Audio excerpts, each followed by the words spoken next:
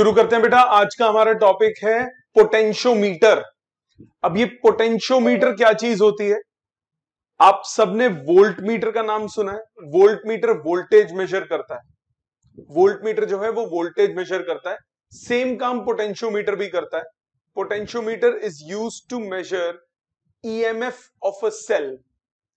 Volt meter EMF measure नहीं कर सकता, उसके लिए हमें पोटेंशियोमीटर चाहिए।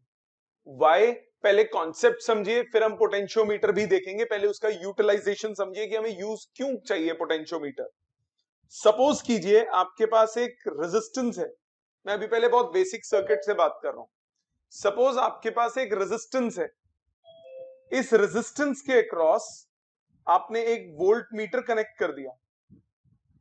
पहले बिना वोल्ट मीटर के सपोज इस रेजिस्टेंस से करंट पास हो रहा है, तो इसके अक्रॉस वोल्टेज कितनी होगी? IR होगी कि नहीं? इसके अक्रॉस वोल्टेज हो जाएगी IR। बट अगर आप इसके अक्रॉस एक वोल्ट मीटर कनेक्ट कर देते हो, तो वोल्ट मीटर क्या करेगा? वोल्ट मीटर कुछ करंट इससे ड्रॉ कर लेगा और रिमेनिंग करंट इधर जाएगा। सो करंट की वैल्यू थोड़ी सी रिड्यूस हो जाएगी। तो करंट की वैल्यू रिड्यूस होने से वोल्ट मीटर में रीडिंग जो है वो एक्यूरेट नहीं आएगी। आपको याद होगा, इस पे बेस्ड हमने एक न्यूमेरिकल भी किया था कुछ दिन पहले, 28 और 24 वोल्ट वाला। मैंने बोला एक रेजिस्टेंस है, उसमें से आई अमाउंट ऑफ करंट अगर पास हो रहा है, तो उसके अक्रॉस जो वोल्टेज होगी वो क्या होगी? IR। अगर मैं एक वोल्ट मीटर कनेक्ट कर देता हूं उसके पैरेलल में, तो वो वोल्ट मीटर क्या करेगा? कुछ करंट ड्रॉ कर लेगा और करंट ड्रॉ करने के बाद वोल्टेज रीडिंग देगा। सो ओवरऑल वोल्टेज जो IR है वो कम हो जाएगी, क्योंकि करंट कुछ वोल्ट मीटर ने ड्रॉ कर लिया। तो हमें क्या पता लगा कि volt meter draws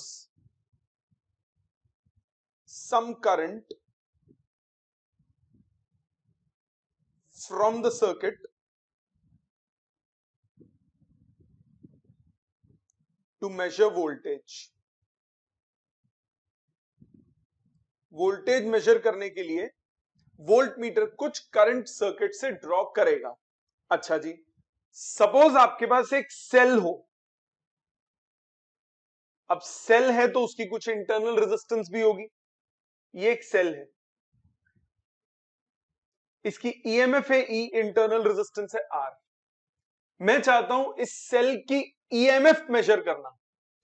EMF major करने के लिए जैसे ही मैं वोल्ट मीटर कनेक्ट करूंगा, करंट पास करने लग जाएगा इस सेल के थ्रू। करंट अगर पास करेगा सेल के थ्रू, तो वोल्ट मीटर क्या मेजर करेगा? Terminal potential difference. Isn't it? होगा कि नहीं? तो वोल्ट मीटर क्या मेजर करेगा? Terminal potential difference. ईएमएफ वो मेजर ही नहीं कर सकता। क्यों? ईएमएफ मेजर करने के लिए करंट जीरो होना चाहिए। जैसे ही आप वोल्ट मीटर कनेक्ट करोगे, करंट वो ड्रॉ करेगा।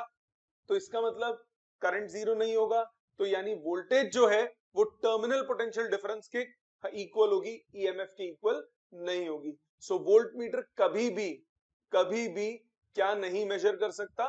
टर्मिनल ईएमएफ मेजर नहीं कर सकता। हमेशा क्या मेजर करेगा? Terminal potential difference. सो कैसे समझाएंगे इसको? आपको बोला when a volt meter is connected across the cell, साथ साथ लिखते रहिए। when a voltmeter is connected across the cell, it draws some current from the cell। Cell से वो थोड़ा सा करंट निकालेगा, due to which voltage across the cell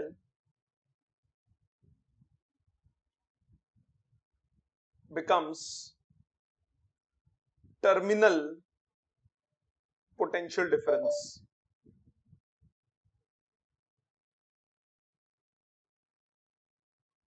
cell के अक्रॉस जो वोल्टेज है वो क्या बन जाएगी? Terminal potential difference. Hence voltmeter can never measure EMF of the cell. Voltmeter कभी भी सेल की ईएमएफ मेजर नहीं कर सकता। ये बात सबको समझ में आ गई? यहां तक कोई डाउट है कॉन्सेप्ट वाइज? किसी बच्चे को भूमिका, चितांशी, दिया, दिशा, हर्षस, हर्षिता, हिमनिश, किसी को कोई डाउट बेटे? Okay.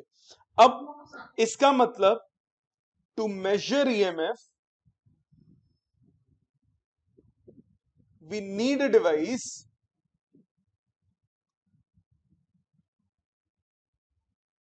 which does not draw any current from the cell while measuring EMF. EMF measure करते वक्त वो कोई करंट ड्रॉ ना करे, ऐसा डिवाइस चाहिए होगा। अगर करंट नहीं निकलेगा तो वोल्टेज क्या हो जाएगी? EMF. That device is potentiometer. ये उसमें पोटेंशियोमीटर, ये आपके वाइवा में बहुत पूछा जाता है क्वेश्चन कि हमें पोटेंशियोमीटर मेजर करने के लिए, पोटेंशियोमीटर होता क्या है? पोटेंशियोमीटर मेजर करता है वोल्टेज। अब वोल्टेज मेजर करने के लिए वो कहता है कि जी आप तो वो भी यूज कर सकते हो वोल्ट मीटर, तो कहता है कि आपको इसकी क्या जरूरत है? तो वो ये रीजन आपको बताना पड़ता है कि वोल्ट मीटर जब आप यूज करोगे तो वो ईएमएफ में ही मेजर करेगा, वो टर्मिनल पोटेंशियल डिफरेंस मेजर करेगा। यहां तक क्लियर हो गया सबको? प्लीज यहां तक कॉपी कीजिए। यहां तक कोई डाउट होगा तो पूछिए। लिख लिया बेटे? अब आ जाते हैं पोटेंशियोमीटर दिखता कैसे है और उसका प्रिंसिपल ऑफ वर्किंग क्या है, उस पे ध्यान देते हैं। Potentiometer and its principle, please ध्यान देंगे, लिखने का टाइम बाद में मिलेगा।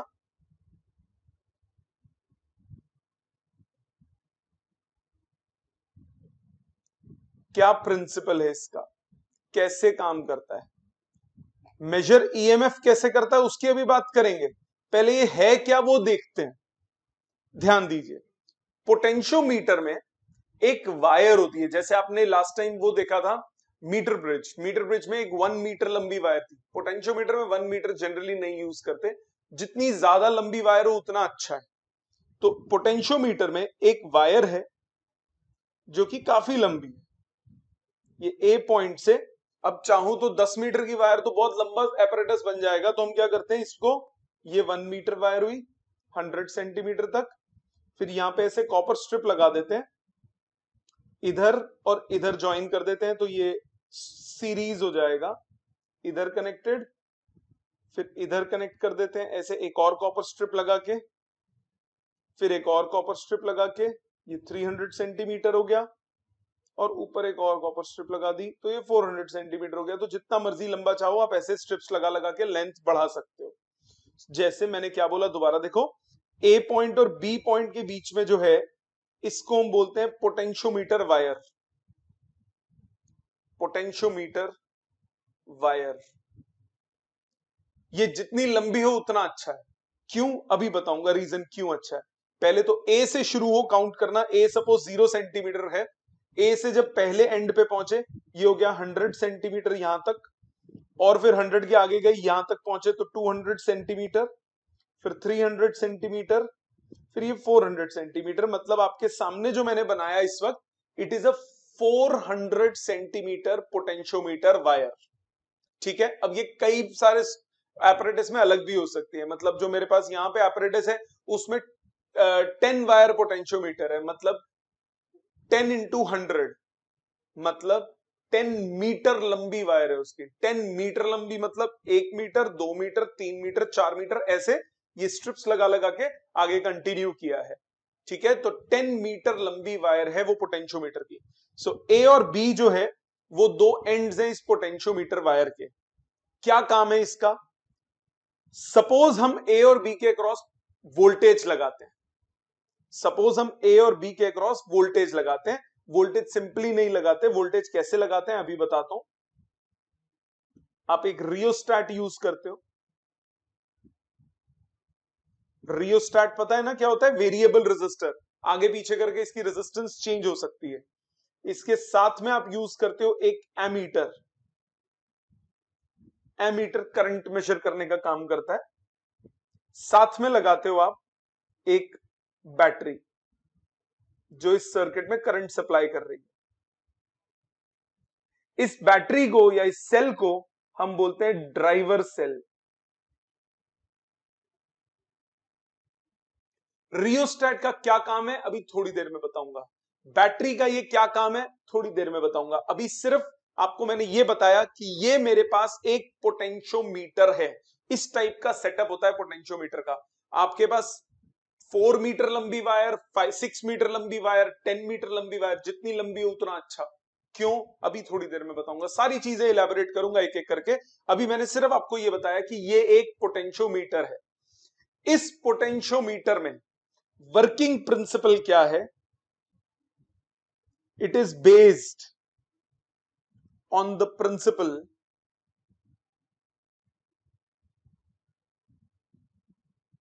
That voltage across any portion of the wire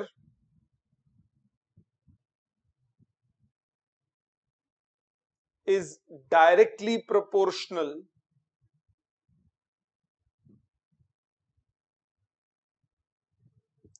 to the length of that portion.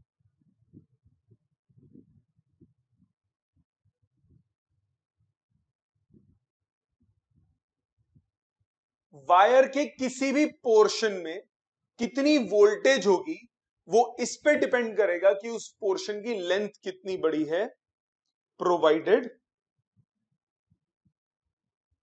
Wire is of uniform area of cross section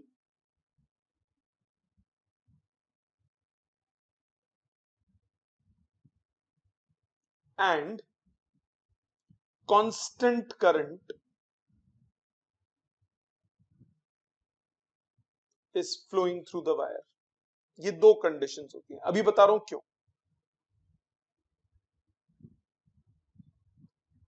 मतलब सपोज करो ए पॉइंट से मैंने एक वोल्ट मीटर यूज किया वोल्टेज मेजर करने के लिए। किसी भी पॉइंट पे अगर मैं जॉकी के साथ टच करता हूं, जॉकी पता है ना, लास्ट टाइम बताई थी मैंने, एक छोटा सा सिलेंड्रिकल सेक्शन होता है, टच करके कांटेक्ट बनाने के काम में आता है।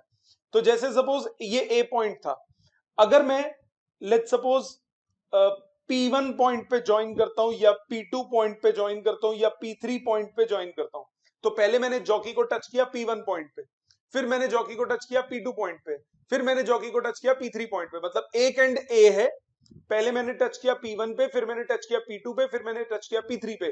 तो P3 पॉइंट पे जब टच करूंगा तो वोल्टेज सबसे ज्यादा मिलेगी, P2 पॉइंट पे जब टच करूंगा वोल्टेज कम होगी, P1 पॉइंट पे सबसे कम होगी क्योंकि लेंथ सबसे कम है।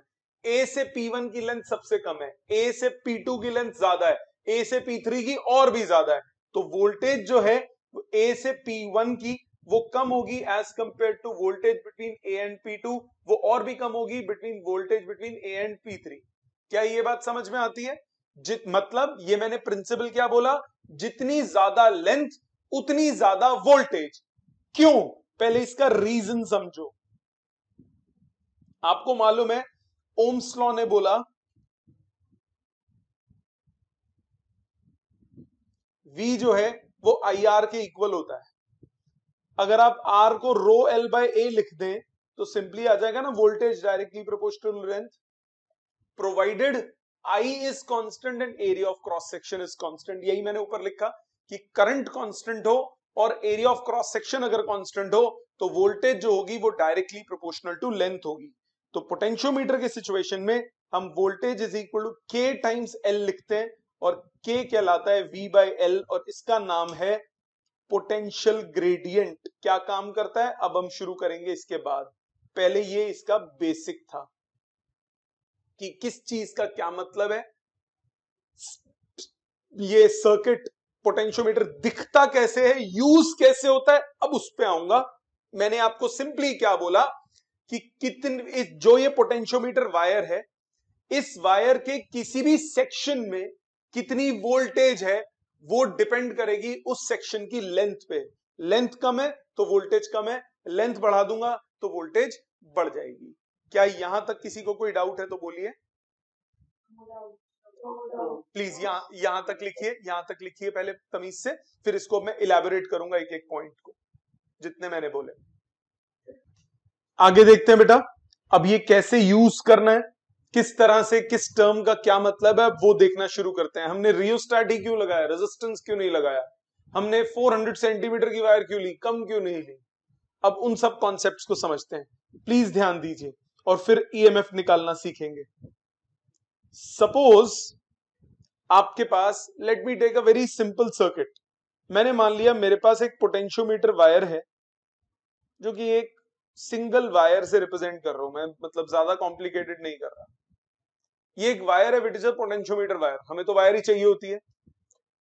एक्सटर्नल सर्किट मैंने कनेक्ट कर दिया, एक बैटरी लगा, कुछ नहीं लगाया, रियोस्टैट पियोस्टैट कुछ नहीं लगाया, सिर्फ एक बैटरी लगाई।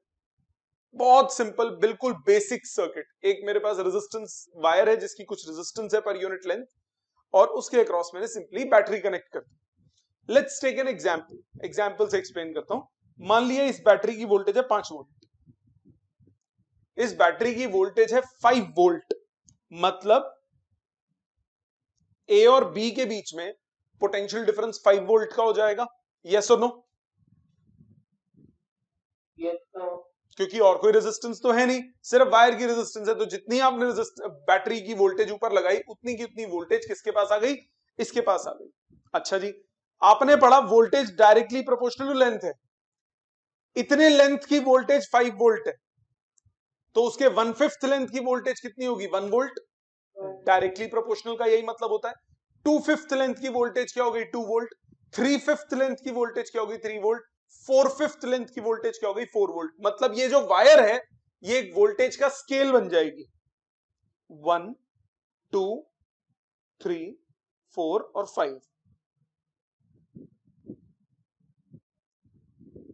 मतलब ए और 1 के बीच में पोटेंशियल डिफरेंस रहेगा 1 वोल्ट का, ए और 2 के बीच में पोटेंशियल डिफरेंस रहेगा 2 वोल्ट का, ए और 3 के बीच में पोटेंशियल डिफरेंस रहेगा 3 वोल्ट का, ए और 4 के बीच में पोटेंशियल डिफरेंस रहेगा 4 वोल्ट का, ए और 5 के बीच में पोटेंशियल डिफरेंस रहेगा 5 वोल्ट का। ये मेरा 1 2 3 4 5 बनाने का मतलब है। Now let's suppose I want to find a point on this wire where the potential difference is 0.5 volt, where the potential difference is 0.5 volt. Okay, if I want to find that, 1 को भी सब divide करो, बिल्कुल middle में आ गया 0.5, हाँ कि ना।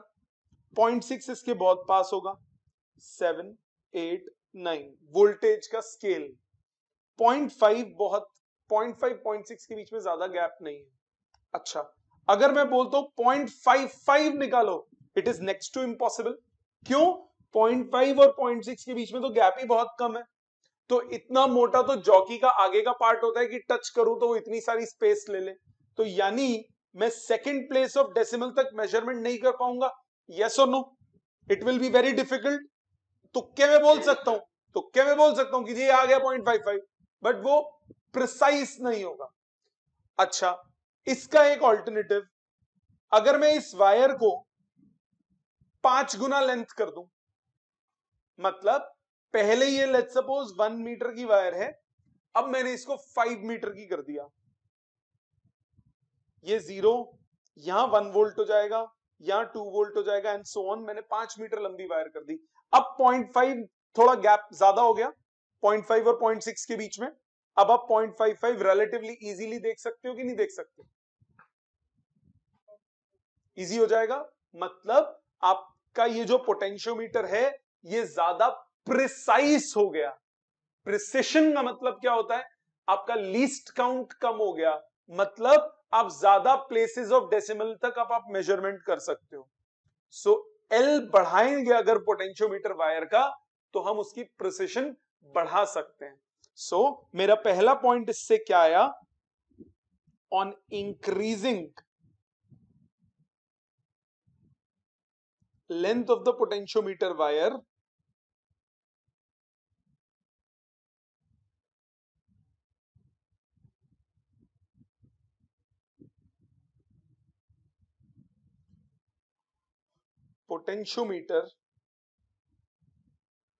becomes more sensitive. सेंसिटिव का मतलब प्रिसाइज, ज्यादा प्लेस ऑफ डेसिमल तक आप मेजरमेंट कर सकते हो अगर आप लेंथ को बढ़ा दो। अच्छा, बट सपोज करो आपके पास स्कूल का सर्किट है। अब स्कूल के सर्किट को मैं ज्यादा प्रिसाइज करना चाहता हूं, सर्किट को तोड़ोगे? स्कूल के सर्किट को तो उन्होंने बोल दिया कि भैया ये टूटना नहीं चाहिए, ये पोटेंशियोमीटर है, इसमें 2 वायर है तो आपको 2 यूज करनी है, 5 है तो 5, आप उसमें तो नहीं चेंज कर सकते। अब हम क्या करें, अगर उसमें भी मेरे को प्रिसिशन बढ़ानी है तब हम क्या करते हैं, सीरीज में एक रेजिस्टेंस कनेक्ट कर देते हैं। यही पोटेंशियोमीटर वायर थी ए बी, यही बैटरी थी, मैंने एक सीरीज में रेजिस्टेंस लगा दिया।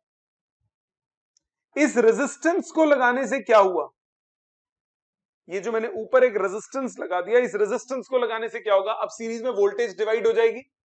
सीरीज में वोल्टेज डिवाइड होने से क्या हुआ, पहले 5 वोल्ट आप मेजर कर रहे थे पूरी लेंथ पे, अब आप सिर्फ कुछ उससे कम वोल्ट मेजर करोगे। लेट्स सपोज यहां 1 वोल्ट आ गया, यहां पे 4 वोल्ट आ गया सीरीज में वोल्टेज डिवाइड होने के बाद, तो अभी भी उतनी ही बड़ी लेंथ में आपके पास 1 वोल्ट 1.5 0.6 0.55 मेजर करना इजी हो गया ना। बट इसका नुकसान क्या हुआ, रेंज घट गई। अब आप मैक्सिमम कितना मेजर कर सकते हो, 1 वोल्ट मेजर कर सकते हो।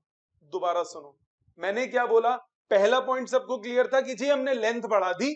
लेंथ बढ़ाने से क्या फायदा हुआ, लेंथ बढ़ाने से हमारे पास जो 1 वोल्ट के लिए जो लेंथ है वो बढ़ गई, तो प्रिसिशन बढ़ जाएगी। दूसरा तरीका, इतनी ही लेंथ है, पहले इस लेंथ पे मैं 5 वोल्ट मेजर कर रहा था, अब उसी लेंथ पे मैं 1 वोल्ट अगर मेजर करूं तो यूनिट उसमें वोल्टेज लेंथ बढ़ जाएगी ना, तो प्रिसिशन फिर भी बढ़ जाएगी। बट इसका नुकसान क्या है, इसका नुकसान यह है कि अब आपकी रेंज घट गई। अब जैसे मैंने ये एग्जांपल लिया, इस रेंज में, इस एग्जांपल में रेंज कितनी हो गई, सिर्फ 1 वोल्ट। अब आप 1 वोल्ट से ज्यादा इस वायर पे मेजर ही नहीं कर सकते। सो दूसरा तरीका क्या होता है, on adding a series resistor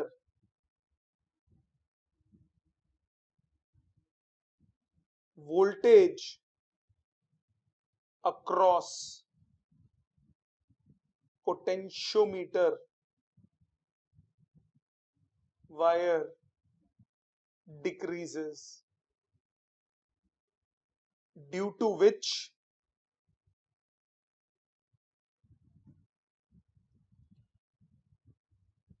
precision या फिर sensitivity increases but range decreases। तो ये 2 तरीके होते हैं पोटेंशियोमीटर को ज्यादा सेंसिटिव मतलब ज्यादा प्रिसाइज बनाने के। या तो आप क्या करो, लेंथ बढ़ा दो, या तो आप V कम कर दो। दोनों ही सिचुएशन में K क्या होता था, V/L। या तो आप वोल्टेज कम कर दो पोटेंशियोमीटर के अक्रॉस, या लेंथ बढ़ा दो, दोनों ही केसेस में K कम हो जाता है। मतलब on decreasing potential gradient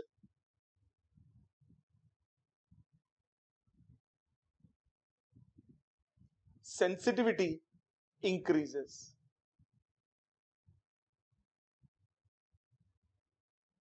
potentiometer की सेंसिटिविटी बढ़ जाती है अगर आप क्या करते हो, पोटेंशियल ग्रेडियंट को कम कर देते हो। पोटेंशियल ग्रेडियंट कम करने से सेंसिटिविटी बढ़ जाती है। दैट इज व्हाई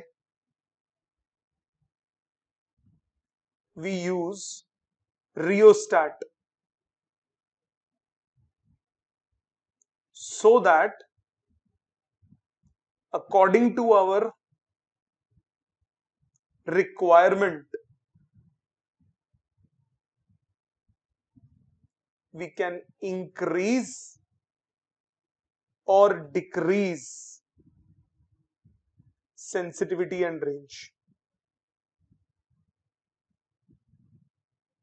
मतलब आप खुद सोचो, रियोस्टैट है, वेरिएबल रेजिस्टर है, जब मैं रियोस्टैट को बढ़ाऊंगा तो रेजिस्टेंस रियोस्टैट की बढ़ गई, तो वोल्टेज रियोस्टैट के अक्रॉस बढ़ जाएगी, वायर के अक्रॉस कम हो जाएगी। जब मैं रियोस्टैट को कम करूंगा तो रेजिस्टेंस रियोस्टैट की कम हुई, तो वोल्टेज उसकी कम हो गई, वायर के अक्रॉस ज्यादा वोल्टेज हो गई।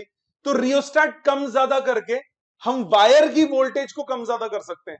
ध्यान से सुनो दोबारा, मैंने बोला, ध्यान से देखिएगा, अगर मैं if we increase value of rheostat then voltage across rheostat increases. That is, voltage across wire, potentiometer wire decreases, which means sensitivity increases, which means range decreases. अगर किसी सिचुएशन में मुझे कम रेंज चाहिए, ज्यादा सेंसिटिविटी चाहिए, थर्ड प्लेस पे भी major करना है, तो मैं रियोस्टैट को बढ़ा दूंगा। उससे क्या होगा, वायर के अक्रॉस इतनी वायर लेंथ है, इसमें मैं अगर 5 वोल्ट मेजर करूंगा तो 1 वोल्ट के लिए इतनी सी जगह बचेगी। अगर मैं इसमें 0.1 वोल्ट मेजर करता हूं सिर्फ, तो 0.1 का मतलब क्या हुआ, 0.05 भी मेजर हो सकता है, 0.055 भी मेजर हो सकता है। तो आप ज्यादा प्रिसाइज बनते जा रहे हो। तो रियोस्टैट अगर आप बढ़ाओगे तो वोल्ट जो ये आपका पोटेंशियोमीटर है ये ज्यादा सेंसिटिव होता जाएगा। जैसे जैसे आप रियोस्टैट बढ़ाते जाओगे पोटेंशियोमीटर आपका ज्यादा सेंसिटिव होता जाएगा। दूसरा पॉइंट, अगर हम रियोस्टैट को कम करते हैं, अगर हम rheostat, if we decrease value of rheostat, then voltage across rheostat decreases, then voltage across potentiometer increases, sensitivity decreases, but range increases. किसी सिचुएशन में मुझे रेंज ज्यादा चाहिए, भैया 5 वोल्ट तक मेजर करना है, तो 5 वोल्ट तक मेजर करना है तो आपको उसका 5 वोल्ट तो उसके अक्रॉस देना ही पड़ेगा ना कम से कम। तो रेंज अगर बढ़ानी हो तो आप क्या करोगे, रियोस्टैट कम कर दोगे, रेंज अगर कम करनी हो तो रियोस्टैट बढ़ा दोगे। ठीक है, देखो इसको, ये समझ में आ गया? प्लीज यहां तक लिखिए पहले। ये सब पॉइंट्स जो मैंने लिखे ये कॉन्सेप्चुअल्स के लिए बहुत इंपॉर्टेंट है, बहुत इंपॉर्टेंट है। ये जितना मैंने एक्सप्लेन किया ये कॉन्सेप्चुअल्स में बहुत पूछा जाता है, पेपर में ऐसा आता है, बताओ जी 10 वायर पोटेंशियोमीटर क्यों प्रेफर करते हो आप 2 वायर पोटेंशियोमीटर से? 10 वायर का मतलब उसकी लेंथ हो गई 10 मीटर, तो लेंथ ज्यादा, सेंसिटिविटी ज्यादा। इस तरह के क्वेश्चंस काफी आते हैं एग्जाम में, यहां तक कॉपी कीजिए, कोई डाउट हो तो पूछिएगा। सबसे पहले बेटा बेसिक पोटेंशियोमीटर की वर्किंग देखते हैं कि पोटेंशियोमीटर डिवाइस क्या है और कैसे काम करता है। उसमें आपने अभी प्रिंसिपल देखा थोड़ी देर पहले, उस प्रिंसिपल ऑफ पोटेंशियोमीटर था कि potential difference across any length of the potentiometer wire is directly proportional to the length of that portion. सबसे पहले उस बेसिक कॉन्सेप्ट को समझते हैं। ये जो आपको दिख रहा है दिस इज अ पोटेंशियोमीटर, ये जो आप देख रहे हो this setup is a potentiometer. What I have is a 10 wire potentiometer. One wire is 1 meter long, so the wire of the potentiometer is 10 meter long of this potentiometer which I have. Now, आप क्या देख सकते हो? It is starting from this point, मतलब it is starting from this point, इधर से 100 centimetre, then 100 से 200, ये सीरीज सर्किट है, देखो यहां से कनेक्शन है, 200 से 300, 300 से 400, 500, 600, 700, 800, 900, and it ends at this point 1000. So it's a 1000 centimeter long wire. That means it's a 10 meter long wire. ठीक, पहले हम बेसिक सर्किट देख लेते हैं मैंने कैसे अप्लाई किया। ये दो एंड्स है, this is first and. First and से मैंने एक की लगाई है, की के साथ सीरीज में मैंने एक रियोस्टैट कनेक्ट किया, रियोस्टैट को positive terminal of the battery से कनेक्ट कर दिया। So basically this terminal is at high potential. Now दूसरे टर्मिनल से मैंने एक एमीटर कनेक्ट किया, इसका कोई रोल नहीं है, सिर्फ ये देखने के लिए कि हाँ सर्किट में करंट फ्लो कर रहा है, और दूसरा टर्मिनल मैंने इस एमीटर से कनेक्ट कर दिया। तो this is the basic circuit, this is supplying the voltage. आप इसको कुछ ऐसे सोचो, ये एक बैटरी है, बैटरी के साथ दो रेजिस्टेंसेस कनेक्टेड हैं सीरीज में, one is this resistance, the other one is this resistance, this wire has some resistance. So जो भी वोल्टेज ये बैटरी सप्लाई करेगी, some part of voltage will be across this and remaining voltage is across this. Let me show you. इसको switch on करता हूं मैं, यहां से मैंने की को बंद रखा हुआ है। Now what I have is a device known as multimeter. ये आपका वोल्टेज, करंट, रेजिस्टेंस सब कुछ मेजर कर सकता है, आपको जरूरत नहीं पड़ेगी, जस्ट आपको शो करने के लिए काम कर रहा हूं। मैंने इसको वोल्टेज पे सेट किया, जहां पे डालूंगा वहां से पता लग जाएगा कितनी वोल्टेज है। ये बैटरी जो है ये सप्लाई कर रही है 11.57 वोल्ट, 11.5 वोल्ट के आसपास ये इस वक्त सप्लाई कर रही है। अब इसके अक्रॉस वोल्टेज देखते हैं, इसके अक्रॉस वोल्टेज है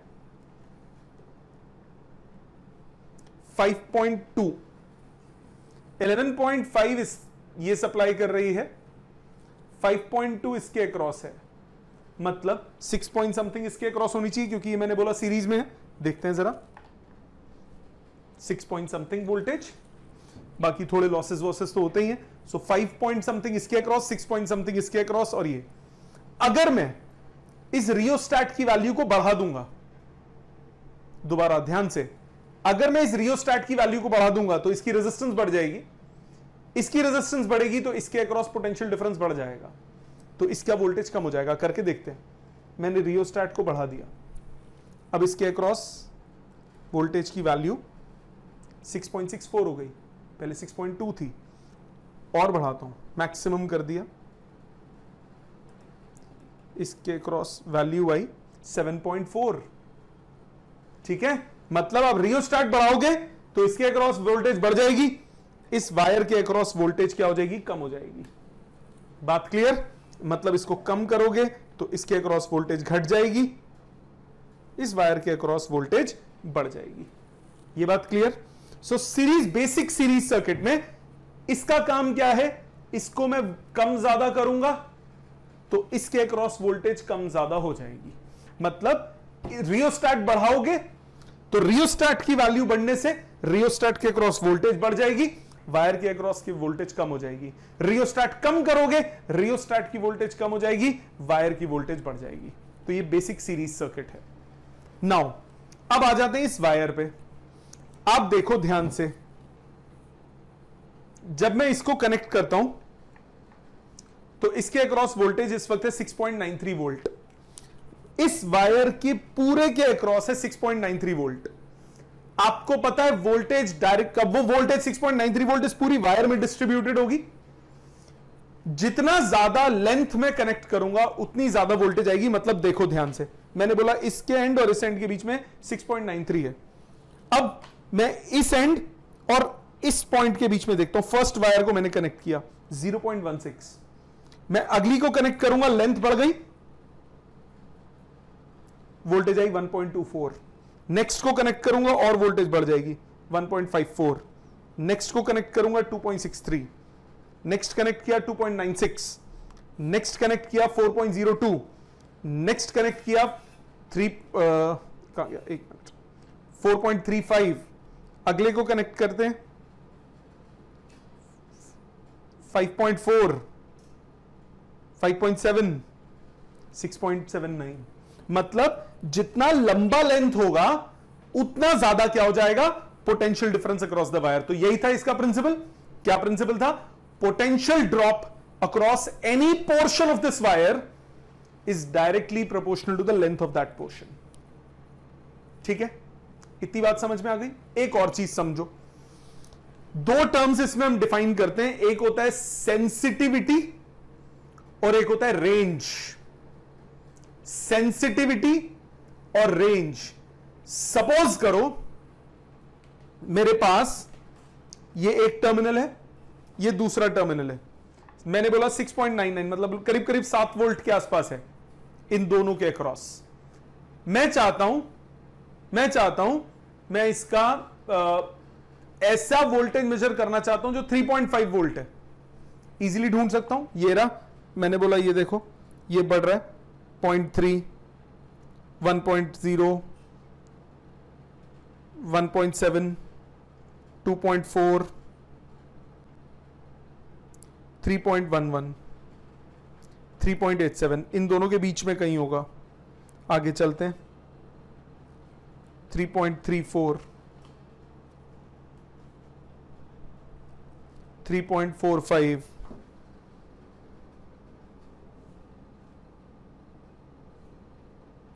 4 पॉइंट समथिंग, तो पीछे चलो, 3.58, 3.52, 3.50, ये आ गया लेंथ। इन दोनों के अक्रॉस पोटेंशियल डिफरेंस 3.5 है, मैं इजीली पकड़ लिया। सपोज करो ये 10 वायर की जगह एक ही वायर होती, अगर ये एक ही वायर होती सो पूरी वायर के अक्रॉस 7 वोल्ट होता, 3.5 बिल्कुल मिडल में आता ना। मैंने बोला 3.55 मेजर करना है, 3.5 और 3.6 पास पास होते, मिडल ढूंढना थोड़ा मुश्किल था, 3.555 निकालना है और मुश्किल हो जाता। सो सेंसिटिविटी का मतलब कि आप कितना ज्यादा प्रिसाइज मेजरमेंट कर सकते हो, second place of decimal, third place of decimal, उसके लिए हमें क्या करना होगा, ज्यादा वायर का पोटेंशियोमीटर चाहिए। क्यों? अगर यहां पे 7 वोल्ट है सिर्फ पहली वायर में, तो पूरा का पूरा 7 वोल्ट इसी में डिस्ट्रीब्यूटेड है, सारी की सारे जो पॉइंट्स है वो इसी वायर पे है। बट अब वो 7 वोल्ट जब ये 10 वायर का है तो वो 7 वोल्ट इस पूरे में डिस्ट्रीब्यूटेड है। 3.5 देखो, 3.52 देखो, दोनों में काफी गैप था, तो मेजर करना आसान होगा। इसीलिए हम बोलते हैं कि पोटेंशियोमीटर की सेंसिटिविटी ज्यादा होगी अगर वो लॉन्ग वायर पोटेंशियोमीटर होगा, इसीलिए हम लॉन्गर वायर यूज करते हैं। ठीक है, एक और पॉइंट, दूसरा पॉइंट है range of the potentiometer. Range क्या है? ये पोटेंशियोमीटर मैक्सिमम कितना वोल्ट मेजर कर सकता है? 7 वोल्ट। मैं चाहता हूं कि इसकी रेंज को मैं बढ़ा दूं, रेंज को बढ़ाऊंगा तो मुझे इसके अक्रॉस वोल्टेज बढ़ानी है, वोल्टेज बढ़ानी है तो मैं क्या करूंगा, रियोस्टेट को कम कर दूंगा, बढ़ गई वोल्टेज, तो इसकी रेंज इंक्रीज हो गई। मैं चाहता हूं इसकी रेंज को कम कर दूं, लो जी रेंज कम हो गई। रेंज कम होने से क्या होगा? रेंज कम होने से पूरी लेंथ में कम वोल्टेज आएगी, बट ज्यादा सेंसिटिव हो जाएगा, वो ज्यादा प्रिसाइज हो जाएगा। क्यों? इस पूरी वायर में अगर आप 10 वोल्ट मेजर कर रहे हो सपोज, तो यानी हर वायर में 1 वोल्ट मेजर हो रहा है। हर वायर को 1 वोल्ट सोचो, 0.5 0.6 के बीच में गैप काफी लंबा होगा, तो आप मेजरमेंट अंदर की भी आसानी से कर सकते हो। बट अगर इसी वायर में 100 वोल्ट में मेजर करता हूं, तो अब एक वायर में 10 वोल्ट आ गई, यहां तक 5 वोल्ट, यहां तक 1 वोल्ट, 1.5 यहां पे, 1.5 और 1.6 के बीच में गैप ज्यादा नहीं है, तो 1.55 निकालना मुश्किल है कि नहीं? तो पोटेंशियोमीटर की सेंसिटिविटी अब कब ज्यादा बढ़ा सकते हो? अगर आप उसके अक्रॉस वोल्टेज को कम कर दो, ताकि आपको बड़ी वायर में कम वोल्टेज मेजर करनी हो, ताकि आप प्रिसाइज मेजरमेंट कर सको, या फिर आप लेंथ को बढ़ा दो। दोनों ही केसेस में पोटेंशियल ग्रेडियंट क्या हो जाएगा? रिड्यूस हो जाएगा। तो बेसिकली पोटेंशियल ग्रेडियंट रिड्यूस करके आप क्या कर सकते हो? सेंसिटिविटी बढ़ा सकते हो। इतनी बात समझ में आ गई? ये था बेसिक्स ऑफ पोटेंशियोमीटर। ठीक, आगे देखते हैं बेटा। नेक्स्ट है, अब हम इसमें वोल्ट ईएमएफ कैसे मेजर करेंगे। मेन हमने शुरू क्यों किया था कि हमें ईएमएफ मेजर करनी थी। ईएमएफ मेजर कैसे करते हैं वो देखते हैं। मैंने आपको सर्किट एक्सप्लेन कर दिया कि सर्किट में हमने लंबी वायर क्यों यूज की, हमने रियोस्टेट क्यों यूज किया, किस चीज का क्या मतलब है। अब हम बात करते हैं measurement of EMF.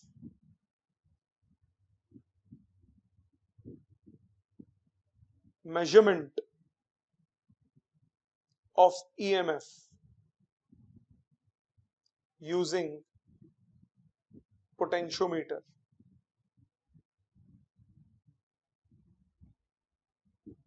Potentiometer use करके हम ईएमएफ कैसे मेजर करेंगे, लेट्स सी। आपके पास, मैं सिंपल सर्किट की फॉर्म में बना रहा हूं, ये एक ड्राइवर सेल है, इसकी कुछ इंटरनल रेजिस्टेंस है, ईएमएफ है इसका, इसकी कुछ इंटरनल रेजिस्टेंस है। मैंने सीरीज में लगा दिया एक रियोस्टैट, और ये है जी potentiometer wire. AB is a potentiometer wire of length capital L and resistance capital R ohms. So ये मेरे पास एक बेसिक पोटेंशियोमीटर सर्किट है। जिस सेल की ईएमएफ मेजर करनी है उसको हम कनेक्ट करते हैं नीचे, एक और सर्किट बनाते हैं। ए पॉइंट से उसका कनेक्ट करते हैं पॉजिटिव टर्मिनल, ए पॉइंट से कनेक्ट करते हैं पॉजिटिव टर्मिनल, नेगेटिव टर्मिनल के साथ सीरीज में रेजिस्टेंस लगा भी सकते हो, नहीं भी लगा सकते, चॉइस आपकी है। विद अ गैल्वेनोमीटर, अभी बताऊंगा रेजिस्टेंस लगाने का क्या यूज है। With a galvanometer and a jockey. क्या किया मैंने, दोबारा देखो। मैंने बोला ऊपर वाला तो नॉर्मल हमारा पुराना सर्किट है, जिस सेल की ईएमएफ मेजर करनी है उसको हम नीचे वाले सर्किट में कनेक्ट करते हैं। कैसे, ए पॉइंट से उसका पॉजिटिव टर्मिनल, मतलब ये देखो, ये ध्यान दो, ये पॉजिटिव टर्मिनल है, ये पॉजिटिव के साथ ही पॉजिटिव कनेक्टेड होना चाहिए। अगर ये उल्टा कनेक्टेड है तो उल्टा नीचे भी उल्टा कनेक्ट करोगे, तो पॉजिटिव के साथ पॉजिटिव कनेक्शन होना चाहिए। अब होता क्या है, यूजिंग जॉकी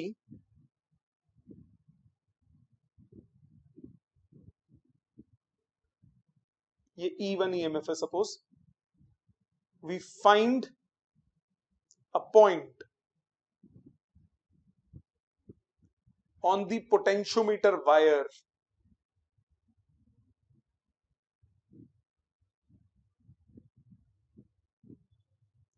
where galvanometer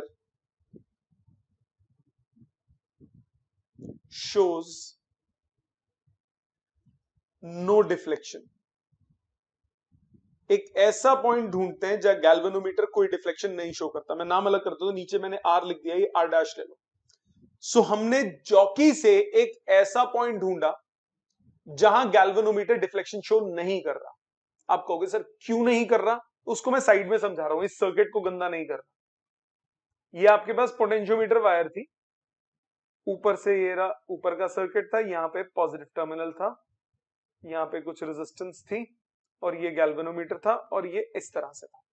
अब ध्यान दो, ऊपर से जो भी करंट आ रहा है वो दो पार्ट्स में डिवाइड होगा कि नहीं। अगर नीचे वाली बैटरी उतना ही करंट सप्लाई कर दे तो लोअर सर्किट में करंट कितना हो जाएगा, जीरो हो जाएगा कि नहीं हो जाएगा। जितना ऊपर से आने वाला करंट उतना ही नीचे से जाने वाला करंट, टोटल वोल्टेज क्या हो जाएगी, टोटल करंट क्या हो जाएगा, जीरो। अब कहोगे सर ऐसा कैसे हो सकता है, let me give an example. ऊपर से करंट आया, मान लिया कि हमने ये सी पॉइंट पे ज्वाइन किया और गैल्वेनोमीटर कोई डिफ्लेक्शन शो नहीं कर रहा। सी पॉइंट पे ज्वाइन करने पे गैल्वेनोमीटर डिफ्लेक्शन शो नहीं कर रहा। इसका मतलब जब करंट डिवाइड होगा, जब करंट ए से बी की तरफ जाएगा तो वोल्टेज ड्रॉप बनेगी प्लस माइनस, हाँ कि ना। अगर ये पॉजिटिव इस पॉजिटिव के इफेक्ट को कैंसिल कर दे और ये नेगेटिव इस नेगेटिव के इफेक्ट को कैंसिल कर दे तो नीचे वाली ब्रांच में कोई करंट नहीं जाएगा। It will behave as if कि करंट ऊपर से आया और सारा का सारा इस ब्रांच से होता हुआ वापस चला गया, नीचे वाली ब्रांच में कोई करंट नहीं जाएगा। अब खुद सोचो ऐसा सर्किट कि ऊपर है पॉजिटिव नेगेटिव, नीचे है पॉजिटिव नेगेटिव, अगर ये दोनों सेम वोल्टेज होंगी तो करंट होगा क्या। तो ऊपर वाला जो पॉजिटिव नेगेटिव है वो कौन सा है, वो इस वायर का है, इतने सेक्शन का। अगर इस सेक्शन की वोल्टेज नीचे वाली बैटरी की ईएमएफ के बराबर हो जाए तो नीचे वाली ब्रांच में कोई करंट नहीं जाएगा। अब आप कहोगे सर मैंने ईएमएफ क्यों बोला, मैंने ईएमएफ इसीलिए बोला क्योंकि बैटरी से कोई करंट पास नहीं हो रहा, तो वोल्टेज अक्रॉस द बैटरी क्या होगी? टर्मिनल पोटेंशियल डिफरेंस नहीं होगी, क्या होगी? ईएमएफ होगी। बात समझ में आई? दोबारा सुनो, मैंने बोला ऊपर से करंट आया, वो दो पार्ट्स में डिवाइड होना चाहिए। जितना नीचे वाले पार्ट में जाना चाहता है करंट, उतना ही अगर नीचे वाली बैटरी सप्लाई कर दे तो ओवरऑल करंट नीचे वाली ब्रांच में क्या हो जाएगा? जीरो। अगर ओवरऑल करंट नीचे वाली ब्रांच में जीरो हो गया तो इसका मतलब नीचे वाली ब्रांच में देयर इज नो डिफ्लेक्शन। इसको बोलते हैं बैलेंस हो गया व्हीटस्टोन, ये अपना न्यूट्रल पॉइंट आ गया आपके पास, नल पॉइंट आ गया। ठीक, ऐसा क्यों हुआ? क्योंकि जब करंट आ रहा है वायर से पास कर रहा है तो वायर के अक्रॉस हर सेक्शन पे पोटेंशियल डिफरेंस है। आपने देखा था ना, ए पॉइंट और उस पॉइंट के बीच में 5 वोल्ट का पोटेंशियल, 2 वोल्ट का पोटेंशियल, 3 वोल्ट का पोटेंशियल। सपोज नीचे जो बैटरी है वो 2 वोल्ट ईएमएफ की है, तो अगर ऊपर में वो 2 वाले पॉइंट से ज्वाइन कर दूं तो ऊपर 2 नीचे 2 बैलेंस हो जाएगा, दोनों बराबर हो जाएंगे। तो यानी क्या होगा? नीचे वाली ब्रांच में ओवरऑल करंट पास नहीं करेगा। ठीक है, so galvanometer shows no deflection, let that length is small L. इसको हम बोलते हैं बैलेंसिंग लेंथ।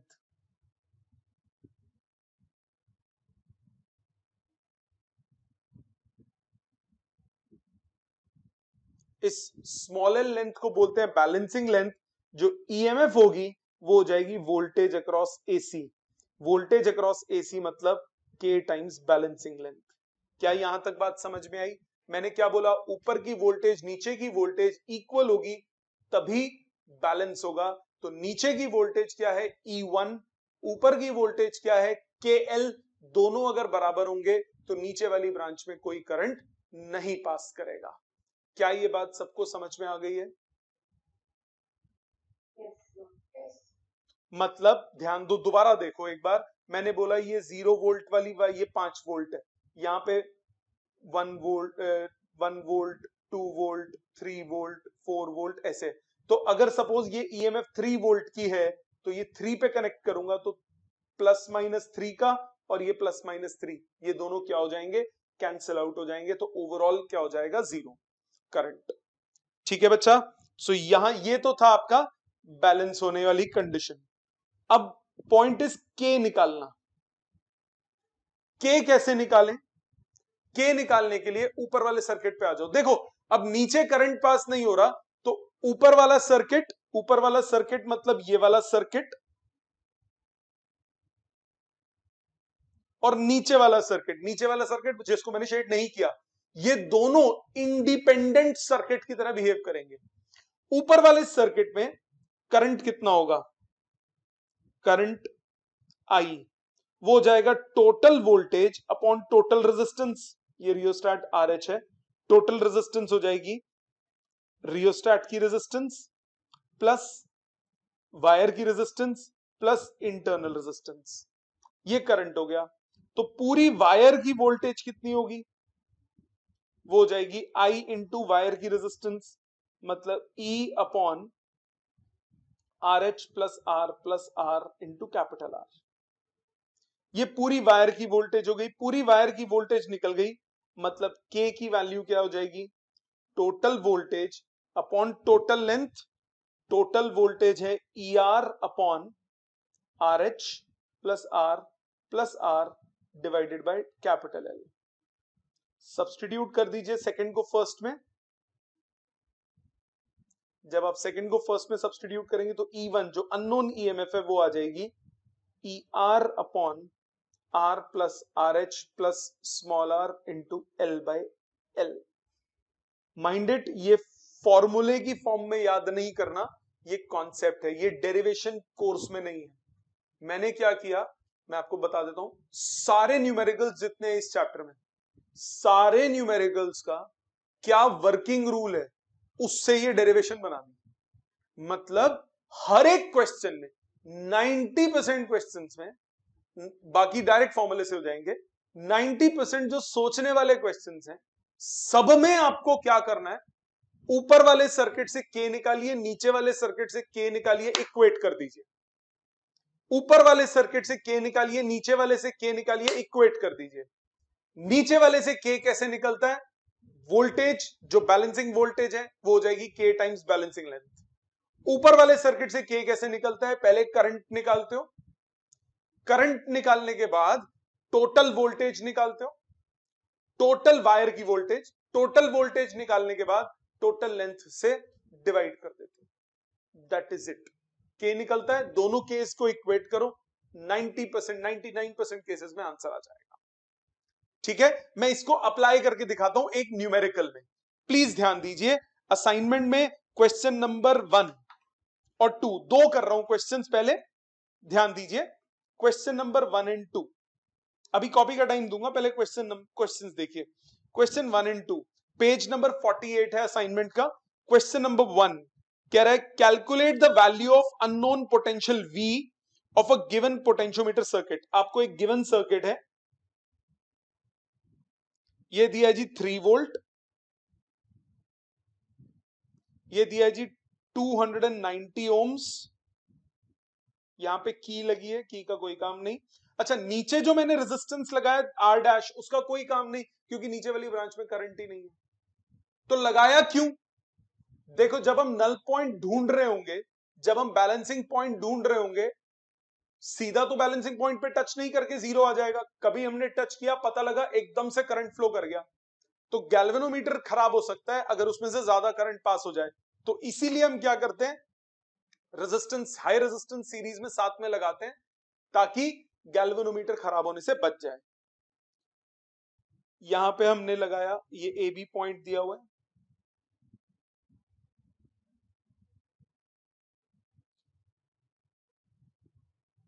ये V वोल्टेज निकालनी है हमें इन दो पॉइंट्स के बीच में। ये है अपने पास बैलेंसिंग लेंथ दी है 240 सेंटीमीटर। ये तो जी डायग्राम में डाटा दिया हुआ है, बाकी भी एक बार पढ़ लेते हैं। Calculate the value of the unknown potential V of a given potentiometer circuit, the total length is 400 centimetre. Total length दी है 400 centimetre.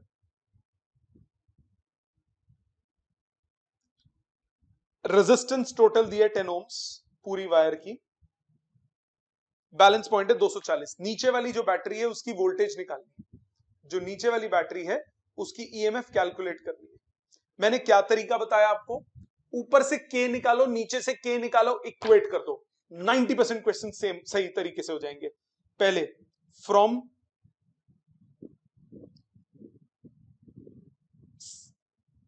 Secondary circuit, secondary circuit ये नीचे वाला, ये प्राइमरी सर्किट, ये सेकेंडरी सर्किट। सेकेंडरी सर्किट से क्या बनता है, V voltage is equal to K times balancing length, पहली इक्वेशन रख लो संभाल के। अब आ जाओ प्राइमरी सर्किट में।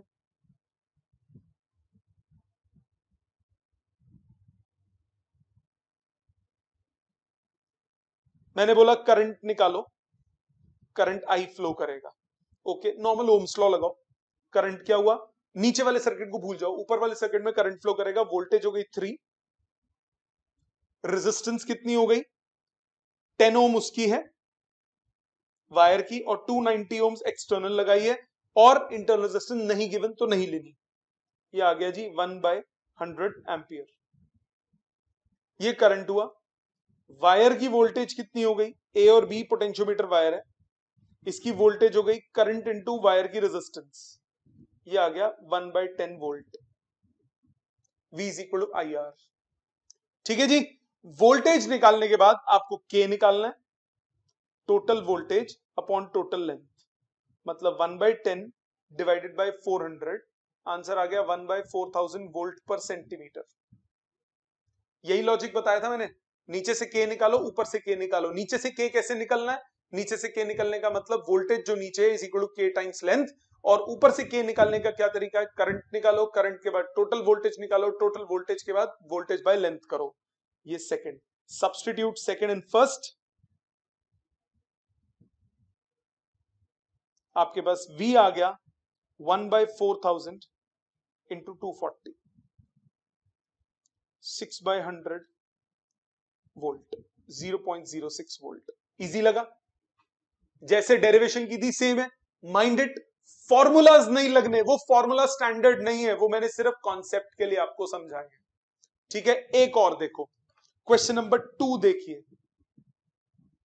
क्वेश्चन 2 कह रहा है a standard cell of EMF 1.08 volt is balanced, जिसको बैलेंस करते हैं वो नीचे वाला सेल होता है, is balanced by a potential difference across 91 centimetre of a metre long wire.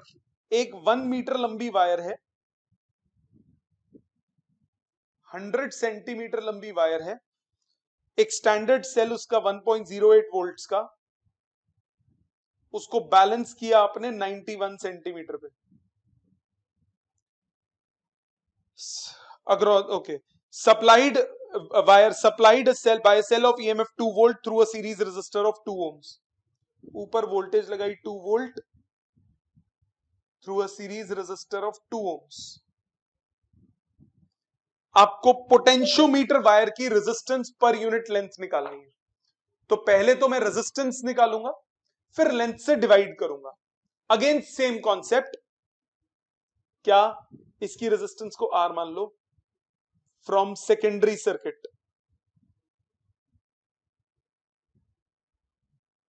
Secondary circuit में 1.08 is equal to K times 91, तो K हो गया 1.08 बाय 91 वोल्ट पर सेंटीमीटर।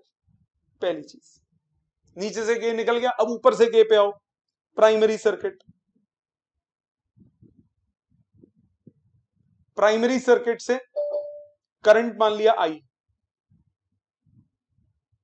करंट होगा कितना, total voltage upon total resistance होगा, वोल्टेज अक्रॉस वायर, ये हो गया I into resistance of wire. Resistance of wire नहीं पता, K की value voltage divided by length. Substitute 1 into K निकाल चुके हो, 1.08 upon 91 is 2R upon R plus 2 into 100, cross multiply 108 R plus 216 is 182 R, ये आ गया 74 R equal to 216। रेजिस्टेंस की वैल्यू आ गई। आपको निकालना है रेजिस्टेंस पर यूनिट लेंथ। रेजिस्टेंस पर यूनिट लेंथ ये क्या हुआ, 216 बाय 7400 ओम पर सेंटीमीटर। लॉजिक समझ में आ गया, कंसेप्ट वही लगाया। फिर से मैंने क्या किया, वोल्टेज पे ऊपर वाले सर्किट से K निकाला, नीचे वाले सर्किट से K निकाला और इक्वेट कर दिया। आज आपको करना क्या है, आपका होमवर्क क्या है, आपको क्या क्या अटेम्प्ट करना है। आपको अटेम्प्ट करने हैं, ये वीडियो कम से कम 2 बार 3 बार देखोगे और अटेम्प्ट करने हैं। टाइम मिल गया आपको वीकेंड पे, क्वेश्चन नंबर 1 से लेकर सब इसी पे बेस्ड है, डायरेक्ट वाले 1 to 6, फिर 8, 10 और 11। 1 to 6 देन 8, 10, 11, ये 9 क्वेश्चंस अटेम्प्ट करने हैं बाय नेक्स्ट क्लास। इसमें अभी मैंने वो भी करवाना है कि ये वाले, इसमें जो आपके पास क्या क्या कंडीशंस होती हैं, कब नल पॉइंट नहीं आता, वो सब चीजें अगली क्लास में। पहले आप ये अटेम्प्ट करोगे। बेसिक न्यूमेरिकल्स मैंने जो मार्क कराए हैं, ये बेसिक न्यूमेरिकल्स आप पूरे अपने हाथ से कोशिश करोगे। जितने नहीं होंगे टेंशन नहीं लेना, सब में एक ही सिंगल कॉन्सेप्ट है, विच इज दिस वन, कि आप ऊपर वाले सर्किट से K निकालोगे, नीचे वाले सर्किट से K निकालोगे और इक्वेट कर दोगे। ऊपर वाले सर्किट से K निकालने का तरीका, करंट निकालोगे, वायर की वोल्टेज निकालोगे, वोल्टेज अपॉन लेंथ करोगे, K आ जाएगा। नीचे वाले सर्किट से K निकालने का तरीका, वोल्टेज जिसको बैलेंस कर रहे हो is equal to K times balancing length. That's it, this is the only concept जो आज आपको अटेम्प्ट करना है, और कम से कम इस वीडियो को 2 से 3 बार अगली क्लास से पहले पहले जरूर अटेम्प्ट करना है। ठीक है जी, थैंक यू वेरी मच।